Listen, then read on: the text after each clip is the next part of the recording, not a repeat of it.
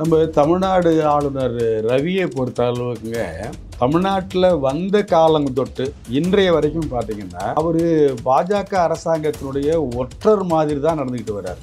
ஒரு ஆளுநராக நடக்கலை. சோஷலிசம்னு சொன்னால் இதெல்லாம் என்ன அவருக்கு கெட்ட வார்த்தைன்னு தெரியலைங்க. இதெல்லாம் நான் சொல்ல மாட்டேன்னு சொல்லி அப்போ ஒரு பிரச்சனை பண்ணார். ஆனால் அவங்க சொல்கிறாங்கல்ல, திருவள்ளூர் எப்பயுமே காவி உடையில தான் இருந்தாங்க, திமுக வந்த பிறகு தான் வெள்ளச்சட்டையை மாட்டி விட்டாங்கன்னு சொல்லி. திருவள்ளூர் யாருங்க பார்த்தது? அதை மோடி அன்னைக்கு என்ன செஞ்சாரு, ஒரு மாநில ஆளுநரை போடும்போது எங்களை மாநில முதலமைச்சர்களை கேட்டு தான் நீங்கள் போடணும்.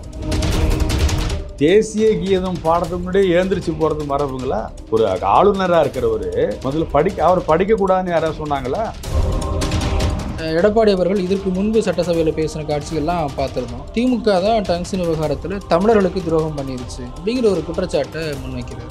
இப்போ இவங்களை பார்த்து குறை சொல்ற அதிமுக என்ன நடந்ததுன்னா, இதுக்கு ஒரு சட்ட திருத்தம் வந்தது இல்லைங்களா? இந்த சட்ட திருத்தம் அமலுக்கு வந்த பிறகுதான் இவங்க இந்த வேலைக்கு வந்தாங்க. இந்த சட்ட திருத்தம் பார்லிமெண்ட்ல அமலுக்கு வந்த நேரத்தில் அதிமுக ஆதரிச்சது.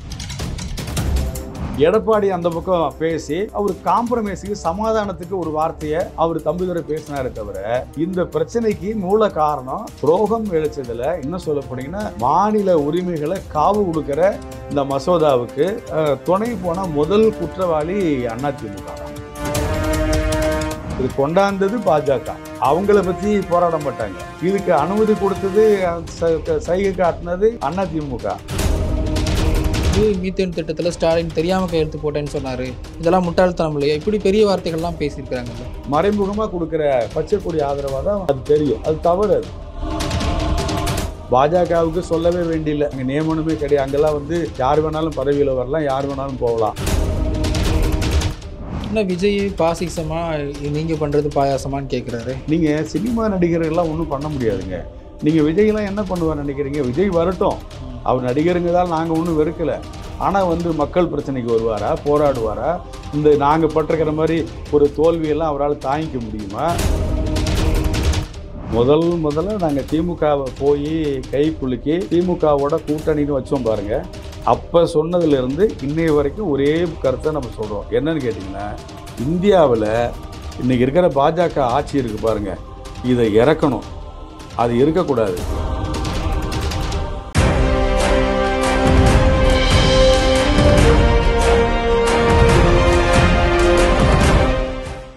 குளோப் 360 அன்பு உறவுகளுக்கு இனிய வணக்கம். இன்றைய சிறப்பு நேர்காணலில் மறுமலர்ச்சி திமுகவினுடைய கொள்கை பரப்பு செயலாளர் திரு வந்தியத்தேவன் அவர்களை வரவேற்று நிகழ்ச்சிக்கு செல்லலாம். ஐயா வணக்கம். ஆளுநர் அவர்கள் முதல் நாள் சட்டப்பேரவை கூட்டத்தையே புறக்கணிச்சிருக்கிறாங்க. அடுத்தடுத்து பல்வேறு சர்ச்சைகள் சட்டசபை நிகழ்வுகளை ஒட்டி முன்வருது. ஸ்டாலின் அவர்கள், முதல்வர் அவர்கள் வாய் திறந்து பேசணும்னு எதிர்க்கட்சிகள் எல்லாருமே கேட்டுட்டு வந்தாங்க. இன்னைக்கு முதல்வரும் ஒரு விளக்கத்தை கொடுத்துருக்குறாங்க. இருந்தாலும் அதிமுகவினர், எதிர்க்கட்சியினர் எல்லாருமே இன்னமும் யார் இந்த சார், விசாரணை நேர்மையாக நடக்கலை, இப்படி பல்வேறு குற்றச்சாட்டுகளை அடுக்கடுக்காக வச்சுட்டு வர்றாங்க. நீங்கள் என்ன பதில் சொல்ல விரும்புகிறீங்க? நம்ம தமிழ்நாடு ஆளுநர் ரவியை பொறுத்த அளவுக்குங்க, தமிழ்நாட்டில் வந்த காலம் தொட்டு இன்றைய வரைக்கும் பார்த்தீங்கன்னா அவர் பாஜக அரசாங்கத்தினுடைய ஒற்றர் மாதிரி தான் நடந்துக்கிட்டு வர்றார். ஒரு ஆளுநராக நடக்கலை. ஆளுநருங்கிற பொறுப்பு மேலேயே பல விமர்சனங்கள் உண்டு. அதுலேயும் எங்களுக்கு திராவிட இயக்கத்தில் இருக்கிறவங்களுக்கு அண்ணா சொல்லும்போது ஆளுநர் பதவிங்கிறத அது தேவையில்லாது. வெள்ளைக்காரங்காலத்தில் ஆளுநர் இருந்தாங்க, அப்போ முதலமைச்சர் இல்லை. இப்போ முதலமைச்சர் வந்தாச்சு. முதலமைச்சர் வந்த பிறகு இன்னொரு ஆளுநர் போஸ்ட் பதவி என்பது தேவையில்லை அப்படிங்கிறது திராவிட இயக்கத்துடைய நிலைப்பாடுங்க. அதையும் தாண்டி அரசமைப்பு சட்டத்தை நம்ம மதிக்கிறோம். சரி, ஒரு கவர்னர் ஒருத்தங்க போட்டாச்சு. அவர் என்ன செய்யணும்னு கேட்டிங்கன்னா, இங்கே உட்கார்ந்துக்கிட்டு தமிழ்நாட்டு மக்களுடைய வளனுக்கு நலனுக்கு என்ன செய்யணுமோ அதை செஞ்சு ஒன்றிய அரசாங்கத்துக்கிட்ட அதுக்காக பாடுபட்டு செஞ்சால் நம்ம மகிழ்ச்சியாக வரவேற்கலாம். ஆனால் இவர் வந்த நாள் முதல் கொண்டு பார்த்தீங்கன்னா மக்களால் தேர்ந்தெடுக்கப்பட்ட திமுக அரசுக்கு தொந்தரவு கொடுக்கறதுக்கும் தேவையில்லாமல் அவருடைய சனாதன கருத்துக்களை திணிச்சு ஒரு குழப்பத்தை உண்டாக்குற வேலையிலும் தான் ஈடுபடுறார். ஆனால் இவர் ஒரு விளக்கம் தராரு. போன வருஷமே நான் சொன்னேன், தேசியக்கு தான் முதல்ல பாடணும்னு சொன்னேன், தமிழக அரசு அதை செய்ய மறுக்கிறாங்க, அதனால தான் நான் புறக்கணிச்சேன்னு சொல்கிறாரு. இது 1999ஆம் ஆண்டு தமிழ்நாடு சட்டமன்றத்தில் நிறைவேற்றப்பட்ட அந்த விதிகள் மரபு அடிப்படையில் ஆளுநர் வர்ற நிகழ்ச்சி எந்த நிகழ்ச்சியாக இருந்தாலும் முதல்ல தமிழ்த்தாய் வாழ்த்து பாடி ஆளுநர் உரை முடிஞ்ச பிறகு தேசிய கீதம் நாட்டுப்பாடல் பாடணும் அப்படிங்கிற முறையை 26 ஆண்டுகளாக நாம் தொடர்ந்து பின்பற்றிக்கிட்டு வரோம் ஆச்சுங்களா. அதில் இவர் கடந்த ஆண்டு இதே பிரச்சனையை தான் பேசினார். இதற்கான விளக்கம் பூரா கடந்த ஆண்டே நம்ம சொல்லிட்டோம். அதுக்கு முதல் ஆண்டு இதே மாதிரி வந்து உட்காந்துக்கிட்டு பிரச்சனை பண்ணும்போது ஒரு அறிக்கை, ஆளுநர் அறிக்கைன்னு சொன்னால் அந்த ஆளுநர் அறிக்கையை மக்களால் தேர்ந்தெடுக்கப்பட்ட அரசு தயாரித்து அந்த அறிக்கையை ஆளுநருக்கு ஒப்புதலுக்கு அனுப்பி அவர் ஏதாவது திருத்தம் சொன்னார்னா அந்த திருத்தத்தையும் செஞ்சு அதை தான் கொண்டு வந்து படிக்கிறதுக்கு கொடுப்பாங்க. எடுத்த உடனே அவங்க வந்து நம்ம திமுக உடனே ஆளுங்கட்சியாக இருக்கிறதால ஒரு அறிக்கையை எடுத்து கொடுத்து படிங்கன்னு சொல்கிற பழக்கம் இல்லை. இதுதான் அவை நடக்கிற மரபுங்க. அதே மாதிரி சொல்லும்போதே அவர் அதில் இருக்கிற மற்றதை விட்டுருங்க. பெரியார்னு சொன்னால், அம்பேத்கர்னு சொன்னால், அண்ணான்னு சொன்னால், சமய மதச்சார்பின்மை அப்படின்னு சொன்னால், சோஷலிசம்னு சொன்னால், இதெல்லாம் என்ன அவருக்கு கெட்ட வார்த்தைன்னு தெரியலைங்க. இதெல்லாம் நான் சொல்ல மாட்டேன்னு சொல்லி அப்போ ஒரு பிரச்சனை பண்ணார். இவர் தேசிய கீதத்தை பற்றி இப்படி பேசுகிறவர் இந்தி பிரச்சார சபாவில் நடந்து அந்த கூட்டத்தில் ஆளுநர் கலந்துக்கிற கூட்டத்தில் தமிழ்த்தாய் வாழ்த்து பாடுறாங்க. தமிழ்த்தாய் வாழ்த்து பாடும்போது நம்ம தேவையான அந்த ஒரு வரிய திராவிட நல் திருநாடும் அப்படின்னு சொல்லி அந்த இருக்கிற திராவிடம்னு வந்தால் அது பாட்டு வந்தாச்சு, எல்லாரும் ஒத்துக்கிட்டாங்க, மரபாக இருக்குது. இன்றைக்கி அரசாங்கம் ஏற்றுக்கொண்ட ஒரு வரிகள், அந்த வரியை நீக்கிட்டு பாடுறதுக்கு இவரே உட்காந்துக்கிட்டு சாட்சியாக இருக்கிறார். அது தவறுதலாக படிச்சிருக்கிறாங்க, நான் கண்டிச்சிருக்கேன் அப்படின்னு சொல்கிறாரு. அது வந்து இவர் சொல்கிற சமாதான நடவடிக்கையாக இருக்கும். ஏன்னா பல நேரங்களில் திராவிடங்கிறதையே மறுத்து, தமிழ்நாடு அப்படின்னு சொல்கிறதையே மறுத்து, திருவள்ளுவருங்கிறதுல இவர் ஒரு காவி சாயம் பூசி ஒன்னொன்னுலேயும் ஒரு தனிப்பாதை காட்டி இவர் தனிப்பட்ட ஒரு ரவியாக இருந்து செய்கிறதில் நம்ம யாரும் மறுக்கலை. ஆனால் அவங்க சொல்கிறாங்கல்ல, திருவள்ளுவர் எப்பயுமே காவி உடையில தான் இருந்தாங்க, திமுக வந்த பிறகு தான் வெள்ளச்சட்டையை மாட்டி விட்டாங்கன்னு சொல்கிறாங்க. திருவள்ளுவர் யாருங்க பார்த்தது? இவங்க வந்து திருவள்ளுவர் இவங்க சொல்கிற காவி தன்மைக்கும் உள்ளபடியே உள்ள திருவள்ளுவருக்கும் நிறைய மாறுபாடு இருக்குது. அதை இவங்க ஒத்துக்க மாட்டாங்க. பிறப்புக்கும் எல்லா உயிருக்கும்னு சொன்னதை இவர் ஒத்துக்குவாரா? அதே மாதிரி பறந்து கெடுக உலகு ஏற்றியான்னு சொன்னார். அப்படி அந்த கருத்தை அவங்க ஏற்றுக்குவாங்களா? நம்ம அது குரல் சம்மந்தமாக போனோம்னா அது வேறு மாதிரி இந்த விவாதமே கூட போயிட்டுருக்கோம். அது வேறங்க. நம்ம என்ன சொல்கிறோம்னா, ஒரு மக்கள் ஏற்றுக்கொண்ட ஒரு மரபில் இருந்து மாறுபட்டு விலகி அவர் போயிட்டுருக்காரு அப்படிங்கிறதுக்கு அந்த தேசிய கீதம் பாடுறதுலையும் இதுலேயும் சொல்கிறோம். இன்னொன்றுங்க, சட்டமன்றம் வேறு, பொது நிகழ்ச்சி வேறு. உங்களுக்கு மதுரையில் எய்ம்ஸ் மருத்துவமனை திறப்பு விழா நடந்தது. அந்த திறப்பு விழாவுக்கு பிரதமர் வந்தார், அப்போ இருந்த முதலமைச்சர் போனாங்க, அப்போ இருந்த ஆளுநர் போனார், பன்வாரிலால் புரோஹித் இருந்தார், அவரு போனாங்க. அந்த நிகழ்ச்சியில் தமிழ்த்தாய் வாழ்த்தும் பாடலை, தேசிய கீதமும் பாடலை. அப்போ அங்கே வேம்புன்னு ஒரு சகோதரி என்ன பண்ணாங்க, மதுரை நம்ம உயர்நீதிமன்ற கிளை அதில் ஒரு வழக்கு போடுறாங்க. இது கவர்னர் கலந்துக்கிட்ட நிகழ்ச்சி, பிரதமர் கலந்துக்கிட்ட நிகழ்ச்சி, அதில் எப்படி தேசிய கீதம் பாடாமல் இருக்கலாம்? அவங்க தமிழ்த்தாய் வாழ்த்தை கூட விட்டாங்க, ஒரு வழக்கு தொடுத்தாங்க. அந்த வழக்கில் அவங்க என்ன தீர்ப்பு சொன்னாங்கன்னு கேட்டிங்கன்னா, ஒரு நிகழ்ச்சியில் பாடல் பாடணும்னு கட்டாயப்படுத்தலாம் முடியாது, அது அவமதிப்பு இல்லை. தேசிய சின்ன அவமதிப்பு என்னன்னு சொன்னால், ஒரு பாட்டு வந்து பாடும்போது யாராவது தடுத்தாங்கன்னா, தேசிய கீதம் பாடுறாங்கன்னு வச்சுங்க, அது போடக்கூடாதுன்னு ஒருத்தங்க தடுக்கிறாங்கன்னு சொன்னால், அல்லது தேசிய கீதத்தை யாராவது இழிவு செஞ்சு பேசினா, அல்லது தேசிய சின்னத்தை தரக்குறைவாக பேசினா, அதுதான் தண்டனைக்குரிய குற்றம். தவிர நீங்கள் வந்து பாட்டு பாடலைங்கிறதுக்கெல்லாம் அது ஒரு பெரிய பிரச்சனை ஆக்காதீங்க. அப்போ நீதிபதி சொல்கிறாரு, ஒரு காலத்தில் சினிமா தியேட்டரில் கூட தான் பாட்டு போட்டாங்க தேசிய கீதம், இப்போ அதை எடுத்துட்டாங்க, அதுக்காக என்ன இருக்குது, அதை விட்டுருங்கன்னு சொன்ன முன்னுதாரணங்கள்லாம் நமக்கு இருக்குது. அதனால் இப்போ வந்து இது செய்கிறது என்னன்னு கேட்டிங்கன்னா, ஆளுநர் தன்னை முன்னிலைப்படுத்தி காட்டுகிற ஒரு தன்மை தான் இருக்குது. அது மட்டுமல்ல, இந்த ஆளுநருடைய போக்கை பற்றி சொல்லணும்னா, ஆளுநரை பற்றி தலைவர் வைகோ நாடாளுமன்றத்திலே பேசினார். என்ன சொன்னார்னு கேட்டிங்கன்னா, பொதுவாக இந்த ஆளுநர் பொறுப்பு எப்படி இருக்குன்னு கேட்டிங்கன்னா, ஒன்றிய அரசாங்கம் எந்த அரசாங்கமாக இருந்தாலும் அவங்க ஆட்சி செய்கிறதுக்கு அங்கே இருக்கிற விரும்பாத மாநில அரசு இருக்குது பாருங்கள், எதிர்கட்சியாக இருக்குது பாருங்கள், அவங்கள வேவு பார்க்குறதுக்கும் அவங்கள கவிழ்க்கிறதுக்கும் அவங்களுக்கு எதிர்ப்பாக வியூகம் அமைக்கிறதுக்கும் தான் இந்த கவர்னர் மாளிகை இருக்குங்கிறதுக்கு பல உதாரணங்களை என்னால் சொல்ல முடியும் அப்படின்னு சொன்னார். சரி, அதை கூட விட்டுருவோங்க. இப்போ இந்த கவர்னர் ஆளுநர் பிரச்சனையில் நான் என்ன சொல்ல விரும்புகிறேன்னு கேட்டிங்கன்னா, இது வேற எங்கேயும் போக வேண்டியில்லை. கவர்னரே கூடாதுன்னு முத்தரசன் கூட சொல்லியிருக்காரு, நம்ம கருத்தை வலியுறுத்தி சொல்லியிருக்காரு. கவர்னருக்கு எதிர்ப்பான நிறைய விமர்சனங்கள் இந்த காலத்தில் வந்துக்கிட்டு இருக்கு. அதையும் தாண்டி முதலமைச்சர் அருமையாக சொன்னார், இந்த கவர்னர்லாம் வெளியில் போக வேண்டாம், சட்டமன்றத்தை விட்டு வெளியில் போனது மட்டுமல்ல, கவர்னரை திரும்ப பெறுங்கள்னு இப்போ சொல்கிறாங்க இல்லைங்களா, அது கூட நம்ம முதலமைச்சர் ஸ்டாலின் அருமையாக சொன்னார். இல்லை அவரெல்லாம் வெளியில் அனுப்பாதீங்க, அவர் இங்கேயே இருக்கட்டும், இங்கேயே இருந்து இந்த மாதிரி காரியங்கள்லாம் செஞ்சாதான் பாஜகவை வளர விடாமல் பண்ணுற வேலையை அருமையாக வந்து ஆளுநர் பண்ணிக்கிட்டு இருக்காரு. அவர் வெளியில் அனுப்ப வேண்டாம், நான் வந்து ஒன்றிய அரசுக்கு நான் வேண்டுகோளாக கூட கொடுக்குறேன், நீங்கள் இங்கேயே இருக்கட்டும் அப்படின்னு கூட முதலமைச்சர் சொன்னார். இது எதையுமே நம்ம பார்க்க வேண்டியதில்லை. நம்ம என்ன ஒரு பிரச்சனை நான் சொல்ல விரும்புகிறேன்னா, இந்த பிரச்சனையில் பிரதமர் மோடி எப்படி இருந்தார் அதை தான் நான் சொல்ல விரும்புகிறேன். அவர் முதலமைச்சராக இருந்தார் 2012. அப்படி 2012 இருந்த சமயத்தில் அங்கே ஒரு என்ன செஞ்சாங்க, நீதிபதி மோகன் அப்படிங்கிற ஒரு ஓய்வு பெற்ற நீதிபதி அவர் தலைமையில் பூஞ்சி ஆணையம்னு ஒரு கமிஷனை போட்டாங்க. அது மத்திய மாநில உறவுகளுக்கு உண்டான பிரச்சனைகளை தீர்வு செய்கிறது எப்படி அப்படின்னு. அந்த கமிஷனில் ஆணையம் என்ன பதில் சொல்லிச்சுன்னா, இந்த ஆணையர் பொறுப்பு இந்த ஆளுநர் பொறுப்பு போடுறாங்க பாருங்கள், இப்படிப்பட்ட ஆளுநர் பொறுப்பால் தான் நிறைய சிக்கல் வருது. அதனால் அப்படி ஆளுநர் பதவியை போடும்போது மாநிலத்தில் தேர்ந்தெடுக்கப்பட்ட அரசு இருக்குது பாருங்கள், அவங்களோட கலந்து பேசி அதுதான் ஆளுநரை போடணும் அப்படின்னு சொன்னாங்க. அதை மோடி அன்னைக்கு என்ன செஞ்சார், பிரதமர் மன்மோகன் சிங் பிரதமராக மன்மோகன் சிங் இருந்தார், அவர்கிட்ட நான் சொல்கிறேன், நான் முதலமைச்சராக சொல்கிறேன், ஒரு மாநில ஆளுநரை போடும்போது எங்களை மாநில முதலமைச்சர்களை கேட்டு தான் நீங்கள் போடணும், உங்கள் இஷ்டத்துக்கு தன்னிச்சையாக இங்கே போடக்கூடாது அப்படின்னு சொன்னார். அதே மாதிரி இந்த ஆணையத்தில் இன்னொரு பரிந்துரை என்ன சொல்லிச்சுன்னா, அரசியல்வாதிகளை அதில் போடக்கூடாது அப்படின்னு ஒரு வரி வருது. அதையும் அவர் என்ன சொன்னார், நீங்கள் போடும்போது பழுத்த அனுபவம் உள்ளவங்கள போடுங்க. வெறும் அரசியல்வாதிகளை போட்டிங்கன்னா அவங்க ஒரு கட்சி பின்னணியில் இருப்பாங்க. அந்த கட்சி பின்னணியில் இருக்கிறவங்களை நீங்கள் ஆளுநராக போட்டிங்கன்னா அவங்க கட்சியை வளர்க்குறதுக்கும் அங்கே ஆட்சியில் இருக்கிற இன்னொரு கட்சிக்கு இடைஞ்சல் கொடுக்கறதுக்கும் இது லாவணி கச்சேரி மாதிரி தான் நடக்கும், இந்த மாதிரி செய்யாதீங்க அப்படின்னு மன்மோகன் சிங்க்கு மோடி சொன்னார். அப்படி சொன்ன மோடி தான் இன்னைக்கு பார்த்தீங்கன்னா தமிழிசை சவுந்தரராஜன் நல்ல அரசியல்வாதின்னு தெரியும், சிபி ராதாகிருஷ்ணன் நல்ல அரசியல் தலைவர்னு தெரியும், இலகணேசன் ஒரு கட்சியில் தலைவர்னு தெரியும், அவர் ஆளுநராகவே இவர் போடுறார். இன்னைக்கு நேற்றுக்கு முதலமைச்சராக இருந்த மோடி அப்படி பேசுகிறாரு, இன்றைக்கி பிரதமராக வந்த மோடி இப்படி மாற்றி பேசுகிறாரு.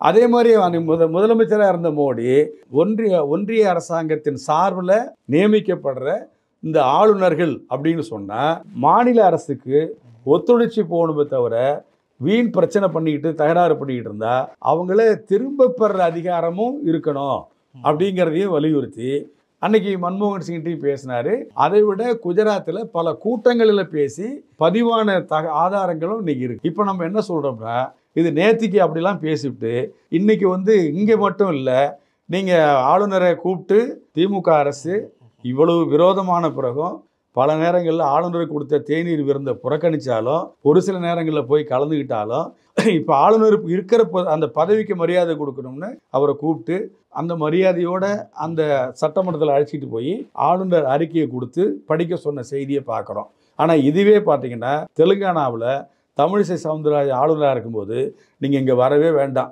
ஆளுநர் அறிக்கையை நாங்களே படிச்சுக்கிறோம். ஆனால் இதை கேள்வி கேட்குறாங்கல்ல சட்டமன்ற உறுப்பினர் வானதி சீனிவாசன், ஆளுநருடைய உரையை சபாநாயகர் அப்பாவை படித்தது தவறானது, அது சட்டமன்ற நடைமுறைக்கு விரோதமானது அப்படின்னு பேசுகிறாங்களே. அவங்க சொல்கிறாங்க, அதை விட பெருசு தேசிய கீதம் பாடுறதுக்கு முன்னாடியே எழுந்திரிச்சு போகிறது மரபுங்களா? ஒரு ஆளுநராக இருக்கிறவர் முதல்ல அவர் படிக்கக்கூடாதுன்னு யாராவது சொன்னாங்களா? அவர் படிக்கிறது தானே கூப்பிட்ருக்காங்க, அவர் படிக்கக்கூடாதுன்னு யாரும் தடுக்கலையே. இவராக எழுந்திரிச்சு ஓடுறவங்கள அவங்க என்ன செய்ய முடியும்? ஏற்கனவே ஓடினவர் இன்றைக்கும் ஓடுறாரு. குற்றவாளி கூண்டில் திமுகவை நிறுத்தணுங்கிற ஒரு சராசரி எண்ணத்தோடு ஓடுறவரை இதில் குற்றச்சாட்டு கவர்னர் மேலே வைக்கணுமே தவிர முதலமைச்சர் மேலே வைக்கிறதுல திமுக மேலே வைக்கிறதுல அரசாங்கம் அந்த மரியாதையை கொடுக்குறாங்களே, அரசு மரியாதையோடு கூப்பிட்றாங்களே, உட்கார வைக்கிறாங்களே, படிங்கன்னு சொல்கிறாங்களே, அவங்கள கொடுத்து நீங்கள் திருத்தம் சொல்லுங்கன்னு சொல்கிறாங்களே, அவங்க கொடுக்குற திருத்தத்தை அவங்க ஒத்துக்கிறாங்களே, இவ்வளவும் செஞ்ச பிறகு எழுந்திரிச்சு போகிறவராக கண்டிக்கிறத விட்டுட்டு இது பேசுறதுங்கிறது அவங்க ஒரு முதிர்ச்சி இல்லாத ஒரு அரசியல்வாதிங்கிறத காட்டுதுங்க. அதே போல் சட்ட அமைச்சர் ரகுபதி பேசும்போது டங்ஸ்டன் விவகாரத்தில் திமுகவை குற்றவாளியாக மாற்றுறதுக்கு எடப்பாடி முயற்சி பண்ணுறாரு, நியாயமாக பார்த்தா மோடி அரசாங்கத்தை பார்த்து கேள்வி கேட்கணும் அப்படின்னு சொல்கிறாங்க. எடப்பாடி அவர்கள் இதற்கு முன்பு சட்டசபையில் பேசின காட்சிகள்லாம் பார்த்துருந்தோம். ஆனால் இப்போ அவர் மீண்டும் திமுக தான் டங்ஸ்டன் விவகாரத்தில் தமிழர்களுக்கு துரோகம் பண்ணிருச்சு, அப்படிங்கிற ஒரு குற்றச்சாட்டை முன்வைக்கிறார். டங்ஸ்டன் பிரச்சனைங்க இப்போ அந்த ஒரு விழிப்புணர்வு வந்த பிறகு தலைவர் வைகோ தான் அதுலேயும் எல்லாத்துலேயும் முதல் குரலாக இருக்கிற குரல் வைகோவினுடைய குரல். இந்த பிரச்சனையிலையும் இந்த குளிர்கால நாடாளுமன்ற கூட்டத்தொடர் தொடங்குகிற சமயத்தில் முதல் நாளே நான் ஒரு அறிக்கையை கடுமையான அறிக்கையை வெளியிட்டு இந்த ஆய்வுங்கிற பேரில் அங்கே மக்களை பாதிக்கிற வேலையை செய்யக்கூடாது, மக்களை கிளர்ந்தெழுந்து நாங்கள் போராட்டம் நடத்துவோம் அப்படின்னு கண்டிச்சார் தலைவர் வைகோ. கண்டிச்சது மட்டுமல்ல, அண்மையில் ஒரு மிகப்பெரிய ஒரு ஆர்ப்பாட்டத்தை ஒரு வாரத்துக்கு முன்னாடி ஏறத்தாழ 10,000 பேர் மக்கள் அங்கே திரண்டு வந்து அவ்வளோ பெரிய ஆர்ப்பாட்டம் நடத்தினுடைய விளைவு 2 நாளைக்கு பிறகு எந்த மேலூரில் தலைவர் வைகோ போராட்டம் நடத்தினாரோ அதே இடத்துல இருந்து 1,00,000 பேர் ஒன்றா கிளம்பி மதுரை வரைக்கும் மிகப்பெரிய லாங் மார்ச் அப்படின்னு சொல்லக்கூடிய அளவிற்கு மிகப்பெரிய போராட்டத்தை நடத்தி நாங்கள் எந்த சமரசத்துக்கும் ஆளாக மாட்டோம், எங்களுக்கு இந்த தொழிற்சாலை இந்த ஆய்வு செய்யக்கூடாது, இது எங்கள் மக்களை வீணாக்கும், எங்கள் சுற்றுச்சூழலை கெடுக்கும் அப்படின்னு சொல்கிற நேரத்தில் நம்ம தமிழிசை என்ன சொல்லுது, நான் பாஜக எப்படி இருக்குங்கிறது சொல்கிறேன். தமிழிசை அம்மா என்ன சொல்கிறாங்கன்னு கேட்டிங்கன்னா, பிரச்சனையே முடிஞ்சு போச்சு, வைகோ ஏன் இப்போ போய் போராட்டம் நடத்திக்கிட்டு இருக்காரு அப்படின்னு அந்த பிரச்சனையை தண்ணி ஊற்றி அணைக்கிற மாதிரி அவங்க செய்கிறாங்க. அதே மாதிரி எடப்பாடி இப்போ தமிழ்நாடு அரசை குற்றம் சாட்டி சொல்கிறாங்க இல்லைங்களா, தமிழ்நாடு அரசு இந்த ஆய்வுன்னு சொன்ன உடனே ஆய்வு செய்யக்கூடாதுன்னு அறிக்கை கொடுக்கும். சட்டமன்றத்தில் தீர்மானம் நிறைவேச்சு. முதலமைச்சர் என்ன சொல்கிறார், நான் உயிர் உள்ள வரைக்கும் இங்கே உள்ளே யாரும் வர முடியாது, நான் பாதுகாப்பாக இருப்பேன் அப்படின்னு சொல்கிறார். இப்போ இவங்களை பார்த்து குறை சொல்கிற அதிமுக என்ன நடந்ததுன்னா, இதுக்கு ஒரு சட்ட திருத்தம் வந்தது இல்லைங்களா, இந்த சட்ட திருத்தம் அமலுக்கு வந்த பிறகுதான் இவங்க இந்த வேலைக்கு வந்தாங்க. இந்த சட்ட திருத்தம் பார்லிமெண்ட்டில் அமலுக்கு வந்த நேரத்தில் அதிமுக ஆதரிச்சது. ஆனால் தம்பிதுரை நாங்கள் அதை ஆதரிக்கலை, அது சுற்றுச்சூழலுக்கான மசோதா தான், டங்ஸ்டனுக்கான மசோதா இல்லை அப்படின்னு ஒரு விளக்கம் தராரு. ஒட்டுமொத்தமாக வர்றதுல அதுவும் வருது. இவங்க ஆதரிச்சு பேசுனாங்க, ஆதரித்து ஓட்டு போடும்போது கூட ஆதரித்து ஓட்டு போட்டாங்க. அல்லது இவ்வளவு பேசுகிற ஒரு தம்பிதுரை என்ன பண்ணியிருக்கணும்னு கேட்டிங்கன்னா, அதுக்கு பிறகு வெளியில் வந்து அன்னைக்கோ அதுக்கு அடுத்த நாளோ அதுக்கு 10 நாள் கழிச்சியோ அல்லது குறைந்தபட்சம் இந்த மக்கள்லாம் போராடிக்கிட்டு இருக்காங்க இல்லைங்களா, இந்த மக்கள் போராடுற அந்த சமயத்திலே கூட நாங்கள் அப்படிலாம் செய்யலை, நாங்கள் இப்படி தான் ஆதரித்தோம் அப்படின்னு சொல்லியிருந்தா கூட பரவாயில்ல. இது எல்லா பிரச்சனையும் வந்து எடப்பாடியை கூப்பிட்டு விவாதத்துக்கு இழுத்த நேரத்தில் எடப்பாடி அந்த பக்கம் பேசி அவர் காம்ப்ரமைஸுக்கு சமாதானத்துக்கு ஒரு வார்த்தையை அவர் தம்பிதுரை பேசினாரே தவிர, இந்த பிரச்சனைக்கு மூல காரணம் துரோகம் இழைச்சதில் இன்னும் சொல்ல போனீங்கன்னா மாநில உரிமைகளை காவு கொடுக்குற இந்த மசோதாவுக்கு துணை போன முதல் குற்றவாளி அதிமுக தான். ஆனால் பாமகவுடைய வழக்கறிஞர் பாலு போராட்டம் நடத்தின 5000 விவசாயிகள் மீது, அந்த மேலூர் பகுதியிலேருந்து பேரணி வந்தவங்க மேலே ஒரு 5000 பேர் மேலே வழக்கு போட்டிருக்கிறீங்க. ஆனால் திமுக வந்து தமிழ்நாடு முழுக்க ஆளுநரை கண்டித்து அடுத்த நாளே ஆர்ப்பாட்டம் பண்ணுறாங்க, அவங்களுக்குலாம் எப்படி அனுமதி இல்லாமல் கொடுத்தீங்க அப்படிலாம் கேள்வி கேட்குறாங்கல்ல. கேள்வி கேட்குற தவறு இல்லைங்க. இதுவே கூட நான் என்ன சொல்கிறேன், இதே பாமக இந்த கேள்வி கேட்குறாங்க, ரைட்டு, அதை விசாரிக்கட்டும், என்னை கேட்டாங்க என்ன செஞ்சாங்கன்னு கேட்டு மறுக்கட்டும், அது ஆதாரங்களை சொல்லட்டும். ஆனால் இந்த மாதிரி அடிப்படையான போராட்டங்கள் அந்த உரிமைகளுக்கான கிளர்ச்சிகள் போராட்டங்கள்லாம் நடக்குது இல்லைங்களா, இதில் நாங்கள் வந்து பாமகவை விமர்சனம் பண்ண வேண்டான்னு தான் நினச்சோம்.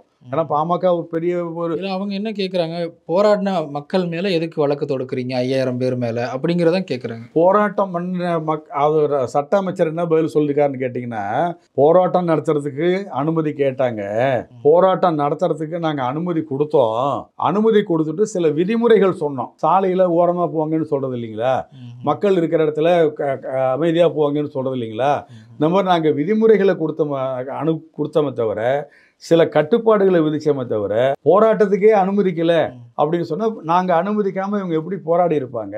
ஒரு இடத்துல ஏதாவது பிரச்சனை வர்ற மாதிரி இருந்தால் கூட காவல்துறை கூப்பிட்டு பேசுவாங்க, அவ்வளோதானே தவிர இவங்க அடிப்படையிலங்க எதிர்கட்சிகளாக இருக்கிறவங்க என்ன ஒரு மரபுன்னு கேட்டால் போராடுறத நாங்கள் தவறுன்னு சொல்லலை, நாங்களே எதிர்கட்சி தான் இன்றைக்கும். நாங்கள் ஒன்றிய அரசுக்கு கண்டித்து இதுக்கு அண்மையில் கூட ஒரு போராட்டம் எடுத்திருக்கோம். மக்கள் நலனுக்கான போராட்டங்களில் நாம் ஈடுபடுறதுல தவறே கிடையாது. ஆனால் அதே நேரத்தில் தேவையில்லாமல் வந்து யார் காரணமோ அவங்கள விட்டுட்டு நீங்கள் எங்கே போராட வேண்டும். இந்த பிரச்சனையே பார்த்தீங்கன்னா டங்ஸ்டன் பிரச்சனைன்னு சொன்னால் இது கொண்டாந்தது பாஜக, அவங்கள பற்றி போராட மாட்டாங்க. இதுக்கு அனுமதி கொடுத்தது சைகை காட்டினது அதிமுக, அவங்கள விட்டுருவாங்க. இது வரவிடக்கூடாதுன்னு சொல்கிறது தமிழ்நாடு அரசு. நீங்கள் அதை விட்டுட்டு இங்கே பேசுகிறீங்கன்னா உங்கள் உள்நோக்கம் அரசியலுங்கிறது தெரியுது. ஆனால் இவங்க பதிலுக்கு கேட்குறாங்கல்ல, மீத்தேன் திட்டத்திலிருந்து எல்லா பிரச்சனையுமே வந்து திமுக முதல்ல ஆதரிச்சது, பிறகு மக்கள் போராட்டம் அதிகமாக வந்த பிறகு அவங்க நிலைப்பாடை மாற்றிக்கிறாங்க. வைகோ அவர்களே சில ஆண்டுகளுக்கு முன்பு மீத்தேன் திட்டத்தில் ஸ்டாலின் தெரியாமல் கையெழுத்து போட்டேன்னு சொன்னார், இதெல்லாம் முட்டாள்தனம் இல்லையா, இப்படி பெரிய வார்த்தைகள்லாம் பேசியிருக்கிறாங்கல்ல. அது வந்துங்க இப்போ காங்கிரஸ் கூட அந்த மாதிரி தான் சொல்கிறாங்க. எந்த பிரச்சனையாக இருந்தாலும் தொடக்கம் எங்கன்னு பார்த்தீங்கன்னா, நீங்கள் தான் சொன்னீங்கன்னு கூட சொல்லுவாங்க. நீங்கள் அடிப்படை பிரச்சனையை நீங்கள் பாருங்கள். அது ஒரு சொன்னிருந்தா கூட காங்கிரஸ் ஒரு காலத்தில் சொல்லிச்சுன்னு வச்சுங்க, இன்னைக்கு மாற்றிக்கிட்டு ஒரு பிரச்சனையை சொல்லிச்சுன்னா, இப்போ இந்த தீங்குக்கு காரணம் என்ன? அரசியல் பண்ணணும்னா நீங்கள் சொன்ன மாதிரி கேள்வி கேட்கலாம், விவாதம் பண்ணலாம், வார்த்தை சிலம்பம் வைக்கலாம். இப்போ நம்ம நோக்கம் என்னென்னா, இந்த பிரச்சனைக்கு என்ன தீர்வு? இந்த மக்களுக்கு பாதுகாப்பு முக்கியமா, வாதத்திறன் முக்கியமா? அப்போ இந்த நேரத்தில் இதை பேசுறதுங்கிறது மறைமுகமாக வந்து அந்த ஆளுகிற எதேச்சதிகார அரசாங்கம் இருக்கு பாருங்க, நம்மள உரிமைகளை நசுக்கிற அரசாங்கம் இருக்கு பாருங்க, இதுக்கு மறைமுகமாக துணை போகிற வார்த்தையாக தான் இருக்குமே தவிர, உங்களுக்கு மக்கள் நலன் மேலே அக்கறை இல்லை, மக்கள் உரிமை மேலே அக்கறை இல்லை.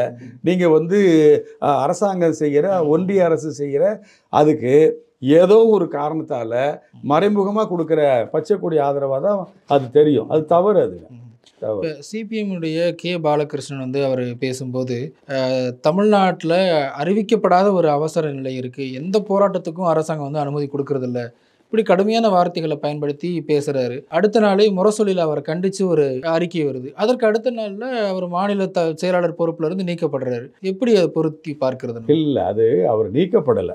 ஒவ்வொரு அவர் நானவே விளைவிக்கிறேன்னு சொல்கிறாரு. இன்னும் ஒரு மாதம் டைம் இருக்குது. இல்லை அவங்க கட்சி விதிமுறைகள் எப்படின்னு கேட்டிங்கன்னா, மாநில மாநாடு விழுப்புரத்தில் நடந்திருக்கு. கம்யூனிஸ்ட் கட்சியை பொறுத்த வரைக்கும் ஒரு மாவட்டத்துக்கும் ஒரு காங்கிரஸ் கட்சி மற்ற பாஜகவுக்கு சொல்லவே வேண்டியில்லை. அங்கே நியமனமே கிடையாது. அங்கெல்லாம் வந்து யார் வேணாலும் பதவியில் வரலாம், யார் வேணாலும் போகலாம். இப்போ திமுக மாதிரி, மறுமலர்ச்சி திமுக மாதிரி இருக்கிற நாங்கள்லாம் வந்து அமைப்பு தேர்தலில் கிளைக்கழக தேர்தலிருந்து தலைமை கழக தேர்தல் வரைக்கும் நாங்கள் நடத்துவோம். அதே மாதிரி கம்யூனிஸ்ட் கட்சிக்குன்னு ஒரு அணுகுமுறை இருக்குது. அவங்க என்ன பண்ணுவாங்கன்னு கேட்டிங்கன்னா, ஒரு மாவட்டத்துலேயும் ஒரு மாவட்ட மாநாடு நடத்தி மாவட்ட நிர்வாகிகளை அந்த மாநாட்டில் தேர்ந்தெடுப்பாங்க. அது எல்லாம் முடித்த பிறகு மாநில மாநாடு நடத்தி மாநில நிர்வாகிகளை தேர்ந்தெடுப்பாங்க. அவங்க 3 ஆண்டு அந்த பதவி காலங்கிறது 3 ஆண்டுன்னு வச்சுருக்காங்க. இவர் 3 ஆண்டு முடிஞ்சு போச்சு. யாருக்கு? பாலகிருஷ்ணனுக்கு முடிஞ்சு போய் அந்த மாநாட்டில் முறைப்படி தேர்ந்தெடுக்கும் போது அவங்கள வந்து திரும்பவும் முத்தரசனுக்கு அவருக்கு பதிலாக இப்போ சண்முகம் அவர்களை செயலாளராக தேர்ந்தெடுத்திருக்காங்க. அவங்க கட்சி விதியில் 72 வயசுக்கு பிறகு அதை தான் அவர் சொல்லியிருக்கார். 72 வயசுக்கு பிறகு பொறுப்புக்கு வரக்கூடாதுங்கிறது ஒரு விதியாக இருக்கிறதால 2 தடவை நான் மாநில செயலாளராக இருந்துட்டேன், அதனால் எனக்கு அந்த பொறுப்பு வேண்டாம் அப்படின்னு சொன்னார். தவிர யாரும் அவங்களை நீக்கலை. முறைப்படி தேர்ந்தெடுக்கப்பட்ட பதவி. அவர் கடைசியாக கொடுத்த அந்த அறிக்கைக்கு கூட பிறகு அவங்க சொல்லும்போது நாங்கள் இன்னைக்கு கூட இந்த புதிய செயலாளர் சொல்லியிருக்காரு, நாங்கள் முதலமைச்சரை சந்தித்து நாங்கள் விளக்கம் சொல்லலான் இருக்கோம். அது நெருக்கடி நிலை, அவசர நிலைன்னு சொல்லியிருக்க வேண்டியில்லை. ஏன்னா அவசர நிலை கால நிலைமை வேற, இப்போ இருக்கிற நிலைமை வேற. ஒரு சில இடங்கள்ல காவல்துறை சில செய்யலாங்க, அத்துமீறல் நடக்கும், அதை நம்ம ஆதரிக்கலை. அதை எடுத்து சொல்லணும். நம்ம இன்னும் சொல்ல பண்ணீங்கன்னா முதலமைச்சரை எடுத்து சொல்லி இந்த மாதிரி இருக்குங்க, தீர்வு காணுங்கன்னு அவர் செய்ய போறாரு. கண்டிப்பாக செய்வாங்க. அதுதானே தவிர அதை தான் இப்போ அவங்க என்ன கேட்குறாங்க, நீங்கள் வந்து உங்கள் அறிக்கையிலேயே உங்கள் காலத்தில் நீங்கள் பதவிக்கு வந்த பிறகு எவ்வளவு போராட்டங்களை நாங்கள் நடத்தியிருக்கோம், கட்சி வந்து நீர்த்து போகலை, நாங்கள் துடிப்போடு தான் நாங்கள் மார்க்சிஸ்ட் கம்யூனிஸ்ட் கட்சி செயல்படுது அப்படின்னு சொல்லியிருக்கீங்க. அப்போ இவ்வளவு போராட்டம் நடத்துறதுக்கும் இந்த அரசாங்கம் அனுமதி தானே கொடுத்துருக்கு. அப்போ நாங்கள் ஒன்றுமே செய்யலைன்னு நீங்கள் சொல்லாமல் இன்னொன்று அருமையான கருத்து சொன்னாங்க. நீங்கள் அப்படி குறைபாடுகள் இருந்தால் முதலமைச்சரை சந்தித்து நேராக சொல்லி நம்ம நமக்குள்ளார தீர்த்துக்கணுமே தவிர இதை பொது வெளியில் பேசுனீங்கன்னா இந்த கூட்டணிக்குள்ளார விரிசலை உண்டாக்கணும்னு எப்பன்னு பார்க்குறாங்க, பாஜக அணியில் இருக்கிறவன்னு பார்க்குறாங்க. அப்போ அதில் ஒரு வீக்னஸ் ஏற்பட்டால், பலவீனம் ஏற்பட்டால் அது எங்கே போய் நிற்கும்னு கேட்டிங்கன்னா திரும்ப வந்து மோடி அரசாங்கம் இங்கே கால் ஊன்றதுக்கு வரும். அதுக்கு நம்ம இருக்கக்கூடாது அப்படின்னு ஒரு ஃப்ரெண்ட்லியாக சொல்கிற உதாரணமாக அது ஒரு நடவடிக்கையாக தான் நம்ம அதை பார்க்கணும். இப்போ இதையே வந்து வேறு விதத்தில் கேட்குறாங்கல்ல, திமுக கூட்டணியில் இருக்கக்கூடிய எல்லா கட்சிகளும் ஏதோ ஒரு விதத்தில் திமுக தலைமையை, திமுக அரசை விமர்சிக்கிறாங்க, முரண்பட்டு நிற்கிறாங்க. திருமாவளவனாக இருக்கட்டும், வேல்முருகனாக இருக்கட்டும், சிபிஎம் சிபிஐயாக இருக்கட்டும். காங்கிரஸினுடைய செல்வ பெருந்தகை ஒரு நாளைக்கு முன்னாடி, திமுக சொல்கிறதுக்கு முன்னாடி, ஈரோடு கிழக்கில் எங்கள் கட்சி வேட்பாளர் தான் சொல்லிட்டு அவரே முந்திக்கிட்டு சொல்கிறாரு. இப்படி எல்லாருமே ஏதோ ஒரு இடங்கள்ல சாம்சங் போராட்டத்தில் பல்வேறு இடங்கள்ல ஒரு மாறுபட்ட கருத்தை முன்வைக்கிறாங்க. ஆனால் திமுக எதிர்ப்பை பிரதானமாக வச்சிருந்த வைகோ இன்னைக்கு திமுகவுக்கு ஒரு பிரச்சார பீரங்கி போல இருக்கிறாரு. திமுகவை எந்த குறையுமே சொல்லாமல் ஃபுல் சப்போர்ட் பண்ணக்கூடிய இடத்துல மறுமலர்ச்சி திமுக இருக்கு. இது முரணா இல்லையா அப்படின்னு கேட்குறாங்கல்ல. இது முரணே இல்லைங்க. ஏன் முரணே இல்லைன்னா, எங்களுக்கு நோக்கம் என்னங்கிறத நாங்கள் தெளிவாக முதல்ல சொல்லிட்டோம். முதல்ல நாங்கள் திமுகவை போய் கை குலுக்கி திமுகவோட கூட்டணின்னு வச்சோம் பாருங்க. அப்போ சொன்னதுலேருந்து இன்னைய வரைக்கும் ஒரே கருத்தை நம்ம சொல்கிறோம். என்னன்னு கேட்டிங்கன்னா, எந்த வகையிலும் இந்தியாவில் இன்றைக்கி இருக்கிற பாஜக ஆட்சி இருக்குது பாருங்க, இதை இறக்கணும். அது இருக்கக்கூடாது. அது இருந்ததுன்னு சொன்னால் அது கிளை பரப்புகிற மாதிரி ஆக்டோபஸ் மாதிரி ஒரு மாநிலமாக உள்ளே பரவிக்கிட்டே இருக்கு. விஷ வித்து பரவுற மாதிரி பரவிட்டு இருக்கு. அப்போ அந்த விஷ விதை தமிழ்நாட்டில் வரல. தமிழ்நாடு ஒரு எடுத்துக்காட்டான மாநிலமாக எல்லா பிரச்சனையிலும் இருக்கும். நீங்கள் சொல்கிற மாநில உரிமைகள்லேருந்து எல்லா பிரச்சனையிலையும் தமிழ்நாடு உறுதியாக இருக்குன்னு கேட்டிங்கன்னா, நம்ம திராவிட இயக்க பின்னணி தான் காரணம். இந்த திராவிட பின்னணியை கட்டுக்குலைக்கிறதுக்கான எந்த முயற்சி இருந்தாலும் அதை மறுமலர்ச்சி திமுக எங்களை பற்றி கவலை இல்லை, அது வரக்கூடாதுன்னு நினைக்கிறதால கண்ணை மூடிக்கிட்டு நாங்கள் திமுக பக்கம்தான் நிற்போம். ஏன்னு கேட்டிங்கன்னா, அந்த எதிரி வரவிடாமல் தடுக்கிறதுக்கு இந்த ஸ்ட்ராட்டஜியை இதை நம்ம பின்பற்றலன்னா கொஞ்சம் ஓட்டை விழுந்தால் போதும், அப்புறம் அணை உடஞ்சிக்கும், கடல் வீணாக போயிடும், பெரிய பேரழிவு ஏற்பட்டுரும். ஆனால் வைகோ அவர்கள் இதுக்கு முன்னாடி கடந்த காலங்களில் மேடைகளில் பேசுனது, அந்த வீடியோலாம் எடுத்து போட்டு நிறைய பேர் ட்ரோல் பண்ணுறாங்கல்ல, அது எல்லாருமே பேசலாம். நீங்கள் அதை பார்த்தீங்கன்னா, இப்போ ஈழத்தமிழர் விவகாரம்னா என்னன்னு கேட்டோம்னா ஸ்டாலின் வந்து அது சிலோன் மேட்ரான்னு கேட்பாரு. அவர் எல்கேஜி பையங்க. இவ்வளவு விமர்சனம் பண்ணிட்டு இன்னைக்கு முழு ஆதரவு கொடுக்குறாரு அப்படி கேட்குறாங்கல்ல. யார் முழு ஆதரவு கொடுக்குறாங்கன்னு சொல்கிறாங்க? வைகோ அவர்கள் ஸ்டாலின் அரசாங்கத்திற்கு திமுகவிற்கு முழு ஆதரவு கொடுக்குறாங்க. நீங்கள் ஒவ்வொரு பிரச்சனையிலையும் நம்ம சொல்கிற கருத்தை அவங்க ஏற்றுக்கிறாங்க. நீங்கள் உதாரணத்துக்கு மேம்போக்காக பார்க்குறவங்களுக்கு இது அரசியலாக தெரியும். மன்மோகன் சிங் படத்தரப்பு நேற்றுக்கு நடந்தது. காங்கிரஸ் சர்க்கார் மேலே எவ்வளோ விமர்சனங்கள் உண்டுங்கிறது நமக்கு தெரியும். ஆனால் அதே காங்கிரஸ் சர்க்காரில் பிரதமராக இருந்த மன்மோகன் சிங் காலத்தில் தலைவர் வைகோ வந்து, நான் அவர்கிட்ட சொன்னேன், இலங்கையில் இவ்வளோ பெரிய இது நடத்துகிறாங்க, அந்த நிகழ்ச்சியில் இந்திய படை ஆர்மியை கூப்பிட்ருக்காங்க, அதை நம்ம அனுப்பக்கூடாது, அது ஒரு கொலைகார நாடு, அந்த நாட்டுக்கு நீங்கள் நம்ம அனுப்புகிற தவறு அப்படின்னு சொன்னேன்.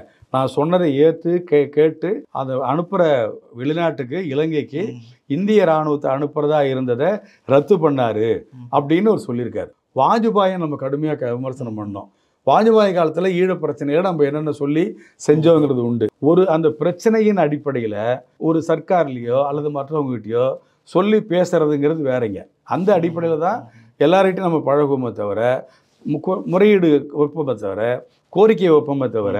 ஆனால் அதுக்காக வேண்டி திமுக அது இப்படிப்பட்ட ஒரு நேரத்தில் நம்ம அது நாங்கள் எப்படி அந்த பிரச்சனையை பார்க்குறோன்னு பார்த்தீங்கன்னா, அவதூறு பிரச்சாரம் சொல்கிறதுக்குன்னு A team, B team, C team அவ்வளோ வச்சுருக்காங்க. அதே மாதிரி பணத்தை அள்ளி கையில் வச்சுக்கிட்டு கொடுத்து எப்படியாவது வந்து கரப்ட் ஆகி மக்களையே வீணாக்கினாலும் பரவாயில்ல, நம்ம காலம் ஒன்றுன்னு நினைக்கிறாங்க.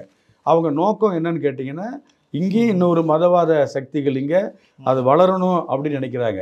அதை தடுத்து நிறுத்தணும்னா திராவிட முன்னேற்ற கழகம் தான் ஒரு வலுவான கட்சி, ஒரு பெரிய கட்சி. ஆனால் விஜய் பாசிசமா நீங்கள் பண்ணுறது பாயாசமானு கேட்குறாரு. விஜயலாங்க ஊடகங்களில் பெரிய அளவில் வளர்த்து விடுறாங்களே தவிர, நீங்கள் சினிமா நடிகர்கள்லாம் ஒன்றும் பண்ண முடியாதுங்க.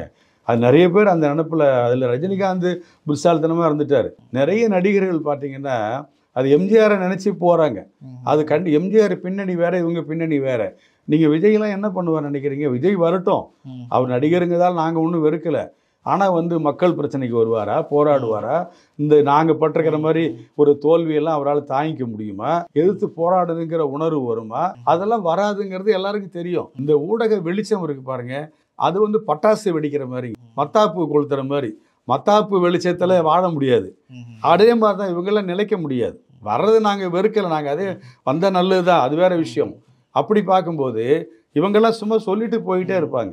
மறுமலர்ச்சி திமுகவினுடைய அடிநாதம் முக்கிய பிரச்சனையாக இருக்கக்கூடியது ஈழத்தமிழர் விவகாரம். ஆனால் துரை வைகோ அவர்கள் வந்த பிறகு ஈழத்தமிழர் விவகாரத்தில் மதிமுக அட்ரஸ் பண்ணுறது குறைஞ்சிருச்சு அப்படிங்கிற ஒரு விமர்சனம் வைக்கிறாங்கல்ல. ஈழத்தமிழர் பிரச்சனைங்கிறதுங்க இங்கே நம்ம துரை வைகோவோ இங்கே இருக்கிற மக்களோ பேசி முடிவெடுக்கிற நிலையில் இன்னைக்கு இல்லை. ஆனால் வைகோ அவர்கள் அந்த அரசியலை தான் முதன்மையாக பேசிகிட்டு பேசிகிட்டு இருக்காரு. இன்னைக்கு பேசிக்கிட்டு இருக்காரு. இன்னைக்கும் நாங்கள் வச்சிருக்கிறோம். இன்னைக்கு ஈழ பிரச்சனைங்கிறது என்னன்னு கேட்டிங்கன்னா, ஏன்னா வெயில் நாளில் வந்து புழுக்கமாக இருக்குன்னு சொல்லிட்டு ஃப்ரீயாக உட்காந்துருப்போம், குளிர் நாளில் கம்பளி போட்டுக்கிட்டு இருப்போம். அதே மாதிரி அன்றைக்கு நம்ம ஈழ பிரச்சனையை பேசுனது அந்த காலகட்டம், அன்னைக்கு இருந்த தேவை, அன்னைக்கு இருந்த நிலைமை வேற. இன்னைக்கு என்ன நிலைமைன்னு கேட்டிங்கன்னா, ஈழத்தில் அந்த மக்கள் இவ்வளோ பெரிய முள்ளிவாய்க்கால் முற்றம், அந்த அழிப்பு, இன அழிப்பு, படுகொலைலாம் நடந்த பிறகு அதை தான் நான் சொல்ல வரேன். 3 பிரச்சனையை தலைவர் வைகோ முன் வச்சாரு, இன்னைக்கு முன் வைக்கிறார். என்னன்னு கேட்டிங்கன்னா, இதுக்கு இங்கே நம்ம பேசி ஒன்றும் முடியாது. அதுக்கு பதிலாக பொது வாக்கெடுப்பு நடத்தணும். அது ஐநா மன்றம் முயற்சி எடுத்து அங்கே இலங்கையில் இருக்கிற தமிழ் மக்களும் அங்கிருந்து வெளி மாநிலங்களுக்கு வெளிநாடுகளுக்கு புலம்பெயர்ந்த தமிழர்கள் இருக்காங்க பாருங்க, அவங்கெல்லாம் ஓட்டு போட்டு இந்த ஈழ பிரச்சனைக்கு நீங்கள் ஆதரிக்கிறீங்களா எதுக்குறீங்களா? ஆதரிக்கிறோன்னு அதிக வாக்கு அவங்களுக்கு வருதுன்னு வச்சுங்க. அப்போ கொசாவாவில் கொடுத்த மாதிரி கிழக்கு மாநிலம் வடக்கு மாநிலம்னு இருக்குது, அங்கே தமிழீழம்னு டிக்ளேர் பண்ணோம். இது வந்து பாசிட்டிவான அப்ரோச். இதை வந்து அவர் அங்கே வச்சுருக்காரு. இன்றைக்கும் உலக நாடுகளில் சொல்லிக்கிட்டு இருக்கோம் நம்ம. 2வது பிரச்சனை, அங்கே வந்து இன்றைக்கும் வந்து இராணுவத்தின் பிடியில் தமிழ் மக்கள் இருக்காங்க. இப்போ அந்த ஒரு புதிய சர்க்கார் வந்த பிறகும் கூட மக்கள் வந்து சுதந்திரமாக அங்கே இல்லை. அதே மாதிரி அங்கே அவங்கக்கிட்ட பறிக்கப்பட்ட நிலங்கள் இருக்குது பாருங்கள், அது இன்னும் அவங்க கையில் வரல. இன்னமும் வந்து அவங்க அகதிகள் மாதிரி தான் இருக்காங்க. தமிழ் மக்களாக இருக்கிறவங்க தேர்தலில் கூட, அண்மையில் ஒரு தேர்தலில் கூட மக்கள் ஓட்டு போட்டாங்க. ஓட்டு போட்டு சிங்கள கூட்டணியாக இருக்கிற அந்த கட்சி கூட திசநாயக்காவுக்கு ஓட்டு போட்டிருக்காங்க. எப்படியாவது நமக்கு மக்களுக்கு நன்மை கிடைக்காதா அப்படிங்கிற ஒரு எதிர்பார்ப்பில் போட்டிருக்காங்க. அப்போ இதையெல்லாம் அங்கே அப்படி தான் செய்யணுமே தவிர, இங்கே தமிழ்நாட்டில் நம்ம மட்டும் என்ன பண்ண முடியும்னு நினைக்கிறீங்க? இல்லை, வைகோ அவர்கள் வீரியமாக முன்னெடுத்த அரசியலை துரை வைகோ எடுத்துட்டு போறதுல ஒரு சுணக்கம் இருக்கு, ஒரு தொய்வு இருக்கு அப்படிங்கிற ஒரு விமர்சனம். இன்னும் சொல்ல போனீங்கன்னா, தலைவர் வைகோ எடுத்த அந்த பிரச்சனையை அவருக்கு இணையாக வீரியமாக எடுத்துக்கிட்டு போகிற தலைவராக நாங்கள் துரை வைகோவை பார்க்குறோம். ஏன்னு கேட்டிங்கன்னா, இந்த கட்சியை கட்டமைக்கிறதுல முதல்ல அவர் வந்த பிறகு தான், இந்த அமைப்பு தேர்தலுங்கிறதே அவர் வந்த பிறகு தான். அவர் காலத்தில் தலைவர் வைகோ காலத்தில் இருந்த நிலைமைங்கிறது வேறு. இடையில் ஏற்பட்ட கொஞ்சம் தொய்வுக்கு பிறகு அமைப்பு தேர்தலை முறையாக நடத்தினது அவர் தான் நடத்தினார். இல்லை, அவங்க என்ன சொல்கிறாங்கன்னா பார்ட்டி ஸ்ட்ரக்சர் ஆகியிருந்திருக்கலாம். ஆமாம், ஆனால் ஐடியாலஜிக்கலாக வைகோவோட ஸ்பேஸை வந்து ஃபில் பண்ணுறதுக்கு இவர் தவறுறாரு அப்படின்னு சொல்கிறாங்க. அது வந்து ஏதோ ஒரு கருப்பு கண்ணாடி போட்டு பார்க்குற மாதிரி இருக்கு. நாங்கள் நம்ம கட்சி தோழர்கள் நாங்கள் அவரை எப்படி பார்க்குறோன்னு கேட்டிங்கன்னா, அவர் என்ன நினைக்கிறாரோ அதை செஞ்சு முடிக்கிற தலைவராக பார்க்குறோம், அடுத்த இளம் தலைவராக பார்க்குறோம். அது மட்டுமல்ல, அந்த கட்சி, அதை தான் தொடக்கத்திலே சொன்னேன், கட்சி தோழர்கள்ட்ட பழகிற விதம் இருக்குது பாருங்கள், அது திராவிட இயக்கத்தில் அண்ணா காலத்தில் தான் இருந்தது. அந்த குடும்ப இப்போல்லாம் வந்து ஊழியர்கள்னே போடுவாங்க, நாங்கள் அப்படிலாம் இல்லை, நாங்கள் செயல் வீரர்கள்னு போடுறோம். நம்ம அந்த குடும்ப உறவாக பார்க்குற தன்மை இருக்குது, கொள்கையில் நீர்த்து போகாத தன்மை இருக்குது. அந்த ஸ்ட்ராட்டஜின்னு சொல்கிற பாருங்கள், அது அருமையாக கொண்டுட்டு போகிறாரு. நீங்கள் இப்போ நாடாளுமன்றத்தில் அவர் திருச்சியில் வெற்றி பெற்றிருக்காருன்னு சொன்னால், நீங்கள் அங்கே கட்சிக்கு அப்பாற்பட்டு போய் அங்கே இருக்கிற பொதுமக்கள்கிட்ட கேளுங்க அவர் என்னென்ன பண்ணிகிட்டு இருக்காருங்கிறது. இந்த பத்திரிகைகள், ஊடகங்கள் இதையும் தாண்டி அவருடைய வேலை திட்டம் இருக்குது பாருங்கள், அவ்வளவு அற்புதமான வேலை திட்டம். தொகுதியை தாண்டி தமிழ்நாட்டு பிரச்சனைக்காக குரல் கொடுக்கறது அந்த தன்மை. டெல்லியில் எனக்கு தெரிஞ்சுங்க எவ்வளோ பேர் வேலை செய்கிறாங்க, வீட்டில் வேலை செய்கிறாங்க இல்லைங்களா, வீட்டில் சாதாரணமாக சமையல் செய்கிறாங்க, பாத்திரம் கழுவுறாங்க, இப்படி எடுபிடி வேலை செய்கிறாங்க இல்லை, அந்த எடுபிடி வேலை செய்கிற மக்கள்லாம் சேர்ந்து ஒரு கூட்டம் நடத்துகிறாங்க டெல்லியில். அவங்களாம் வந்து சங்கமே இல்லாத அமைப்புன்னு சொல்லணும். அந்த கூட்டத்தில் துரை வைகோ போய் பேசுகிறது மட்டுமல்ல, உங்களுக்கு எவ்வளோ சம்பளம் கொடுக்குறாங்க, நீங்கள் எங்கே தங்கியிருக்கீங்க, உங்கள் வாழ்க்கை தரம் எப்படி இருக்குது, இதுக்கு நான் என்ன செய்யணும் அப்படின்னு அந்த கூட்டத்தில் பேசிட்டு அதை ரெப்ரசன்ட் பண்ணி மனு எடுத்துக்கிட்டு போய் அமைச்சர்கிட்ட பைக் கொடுக்குறாரு. நீங்கள் இந்த மாதிரி ஒரு தலைவரை நீங்கள் மற்றவங்களாம் போயே பார்க்க முடியாது. பல நாடாளுமன்ற உறுப்பினர்கள், நான் கட்சிக்கு அப்பாற்பட்டு சொல்கிறேன், பல நாடாளுமன்ற உறுப்பினர்கள் ஓட்டு கேட்குறதுக்கு போவாங்களே தவிர அதுக்கு பிறகு தொகுதி பக்கம் திரும்பியே பார்க்க மாட்டாங்க. ஒரு கையெழுத்து வாங்கிறது கூட பார்க்க முடியாமல் மக்கள் பரிதவிக்கிற நிலைமை இன்றைக்கும் இருக்குது. இவங்களுக்கு மத்தியில் ஒரு ஸ்பிரிட்டான, ஒரு இளைஞர்களுக்கே உண்டான ஒரு அந்த போர்க்குணத்தோட ஆவேசத்தோட அவர் தன்னை முன்னிலைப்படுத்திக்கணும்னு நினைக்கல, மக்களுக்கு சேவை செய்யணும், கட்சியை அடுத்த கட்டத்துக்கு கொண்டுகிட்டு போகணும் அப்படின்னு நினைக்கிற ஒரு தன்மை இருக்குது பாருங்கள். நாங்கள் பெருமிதத்தோடு சொல்லுவோம், தமிழ்நாட்டில், இந்தியாவில் இருக்கிற எந்த கட்சிகளிலும் இல்லாத ஒரு நல்ல நிலைமை, ஒரு நல்ல எண்ணம் இங்கே அவர்கிட்ட இருக்குது. நாங்கள் அவர் நினைக்கிறோம். நிறைவு கேள்வியாக சுருக்கமாக சொல்லுங்கள். என்னதான் நீங்கள் சொன்னாலுமே மறுமலர்ச்சி திமுக அப்படிங்கிறது திமுகவை எதிர்த்து உருவாக்கப்பட்ட ஒரு இயக்கம், ஒரு கட்சி, தமிழ்நாட்டில் ஒரு முக்கிய கட்சியாக இருந்தது. ஆனால் வைகோ அவர்களே பல இடங்களில் நான் எப்படி போய் கலைஞரோட போய் கூட்டணி வைப்பேன்லாம் பேசியிருக்கிறாரு. ஆனால் இன்றைக்கி திமுககாரங்க திமுகவுக்கு ஆதரவாக பேசுகிறத விட மறுமலர்ச்சி திமுக தான் திமுகவுக்கு ஆதரவாக பேசுது அப்படிங்கிற ஒரு குற்றச்சாட்டு, ஒரு விமர்சனம் அவங்க மேலே வைக்கப்படுது. என்ன பதில் சொல்ல? சுருக்கமாக சொல்லணும்னா, நீங்கள் சொன்னீங்க, சுருக்கமாக சொல்லணும்னா இன்றைக்கி நாங்கள் எடுத்திருக்கிற இந்த ஸ்டாண்ட் இருக்குது பாருங்கள். முதல் ஸ்டாண்டு நான் முதலே சொல்லிட்டேன். பொது எதிரியை உள்ளே விடக்கூடாது, பொது எதிரியை வேரூன்ற விடக்கூடாது, பொது எதிரியை வளர விடக்கூடாது. இது பாஜக. அடுத்தது பிரதான நோக்கம், எங்களை நாங்கள் வலிமைப்படுத்திக்கணும். மறுமலர்ச்சி திமுக அசைக்க முடியாத கட்சி அப்படிங்கிற அடுத்த கட்டத்துக்கு போகணும். அதுக்கு நாங்கள் எடுத்துருக்கிற ஸ்ட்ராட்டஜி தான் இந்த பிரச்சனை. அதனால் திமுகவோட நாங்கள் தோழமையாக இருப்போம். இணையாக அடுத்த கட்டத்துக்கு மறுமலர்ச்சி திமுகவை கொண்டுகிட்டு போவோம். தமிழ்நாட்டு மக்களுடைய உரிமைக்கு பாதுகாக்கிற ஒரு வலுவான இயக்கமாக மறுமலர்ச்சி திமுக நம்முடைய காலத்திலேயே எழுந்து நிற்கும். நிகழ்ச்சியில் பங்கெடுத்தமைக்கு மிக்க நன்றி. வணக்கங்க. நன்றிங்க.